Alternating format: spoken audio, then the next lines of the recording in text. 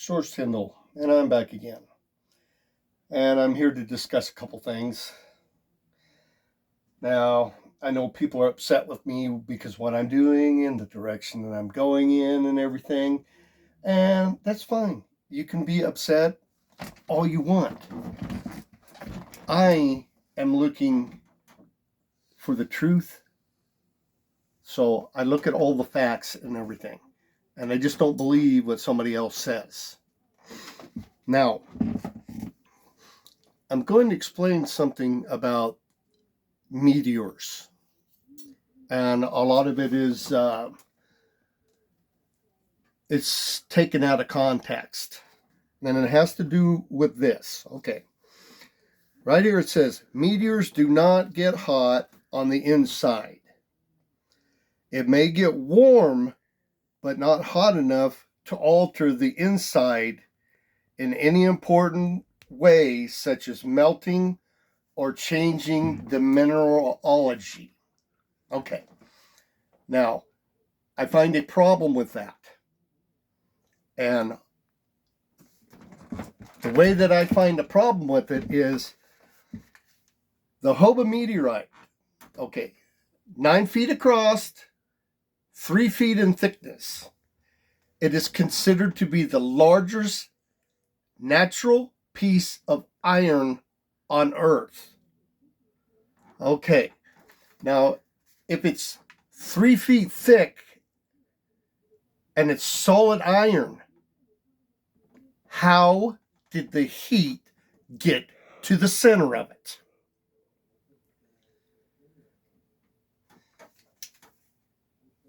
Heat is essential in the process of creating metal.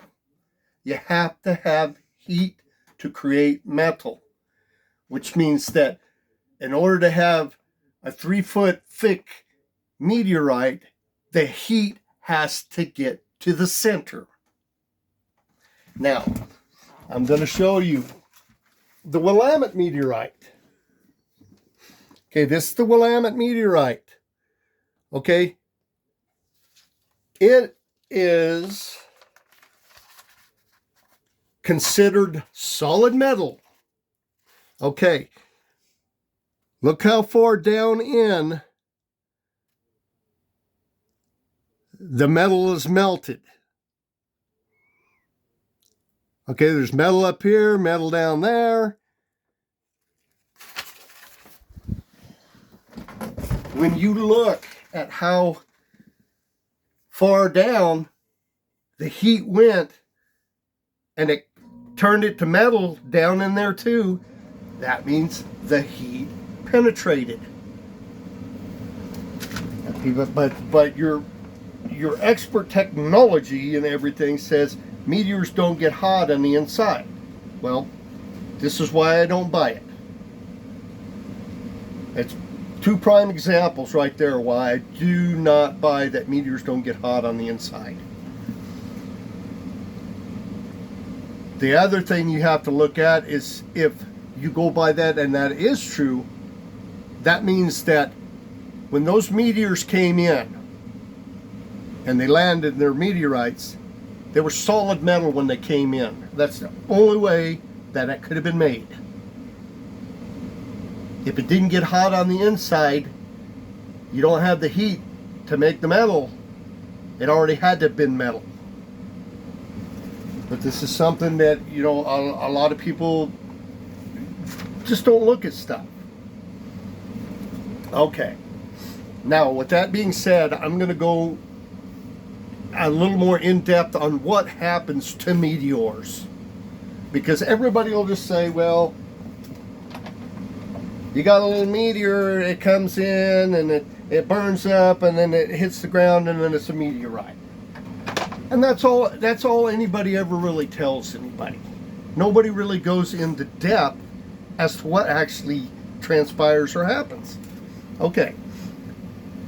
When they enter the atmosphere, they start to undergo the metamorphic changes. The second that they enter, they start to get altered. They heat up. The majority of it occurs in the mesosphere, because that's where the most heat is. But meteors do start to undergo metamorphic changes as soon as they hit the atmosphere. And they start heating up. Okay. Because the exact composition is not known at that time. Nobody knows what the composition is of a meteorite when it's flying by. You have no idea what it will do. Now, all metals and minerals, they don't weigh the same. And we have no idea of where they are at inside the rock when the rock was made.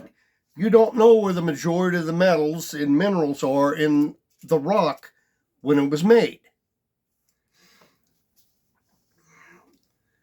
When meteors morph, they become heavier and the weight is not distributed evenly. The minute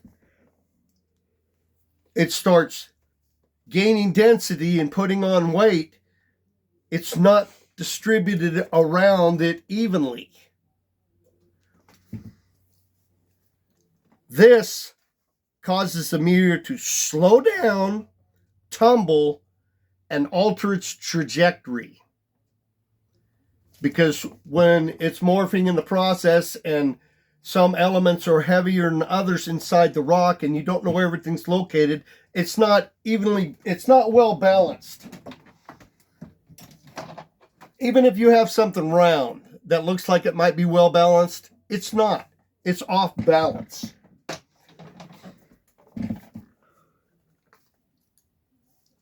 And when a meteor leaves the mesosphere, if the conditions are right in the sky, it can drop and fall towards the earth. Now, how can it do that? If the layers of the atmosphere, the meteor smoke, volcanic ash, whatever's up in there, alters things. If the densities in the atmospheric layers are altered, because meteor smoke gets into all layers of the atmosphere. But like I said, people, your experts out there don't want to take this stuff into consideration. And if that's the case, if the other 2 layers of atmosphere above the mesosphere, if the density in the air was increased, the minute your little meteor hits, it's going to start slowing down and slowing down and slowing down and slowing down even more as it goes along. Then it reaches the mesosphere, it's going to go even slower. And this is the point that I've tried to get across to people about the 1833 meteors. They roasted in the atmosphere because they were slowed and they cooked at a slower speed. They couldn't achieve their melting points. And when that happens and they come out of the mesosphere, it's just a hot piece of metal. It's going to drop to the ground. That's why everybody says the night the stars fell, everybody's seen them fall. They didn't see it. It wasn't the night that the stars shot across the sky. But no matter how I tried to explain this to people out there, people want to doubt and they say no, and that's fine. I'm using the science that is out there, that the experts are putting out there to figure this stuff out. And it's not hard to figure it out. When you really sit down and you look at everything, it's not hard to figure this stuff out. And if you think any rock is perfectly balanced and weighs the same on all sides, all around it, then you need to go back to school. Rocks are not perfectly balanced. And basically, what causes the problems is the change in the weight and the speed. When you go through that metamorphic process and it starts adding that weight on, that weight isn't going to be evenly distributed, and all meteors may start to tumble. I just don't know. This is, I'm having to guess when I get to a certain point. But if that is the case, then when they hit the mesosphere and they really start to morph, they're really going to be off balance, so that could cause them to spin and tumble like they do. But like I said, you know, it is what it is. I'm going by what I'm finding. I'm looking up stuff. And like I said, some of the science out there it's just plain stupid. It's dumb and it doesn't make any sense. But you actually have to look up the science that people put out there. You can't just go by, okay, you listen to what they said and they're right. It doesn't make it right. And it doesn't make it right when they say that the heat doesn't get to the center of them. The heat does get to the center of meteors. It's plain and simple. But on there, everybody's told different. Everybody's told it's so cold in space that the heat doesn't get in there. Like I said, if those big ones like the Hoba and the Willamette are solid metal, the heat has to get to the metal. It has to get to the middle, the center of it, to make it a solid piece of metal.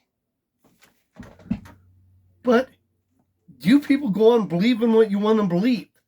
You keep believing what these people are out there are feeding you about this stuff, and you're not going to learn anything because it takes you in the total different direction.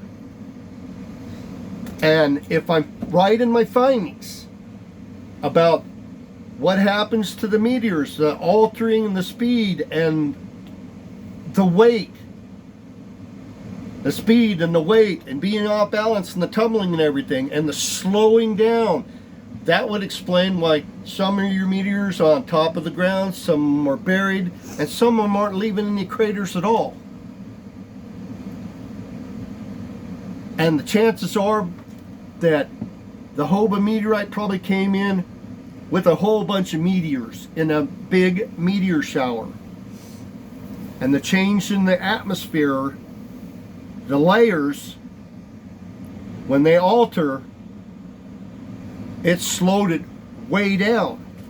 And 66 tons, if it's just dropped from 35,000 feet, it just drops straight to the ground. Look up bombs. Look up bombs when they drop them. What they do to the ground. How far they go into the ground. Some of the heavy bombs that they drop from planes in World War II, they didn't go into the ground. They were duds and they laid on top of the ground. But like I said, you know, it is what it is. And I'm going to continue doing what I'm doing because I know I'm on the right track. And it's just a matter of time before I come up with the right thing. And because some people don't want to listen out there because they think they know it all, they're going to look like idiots. And that's all I have to say.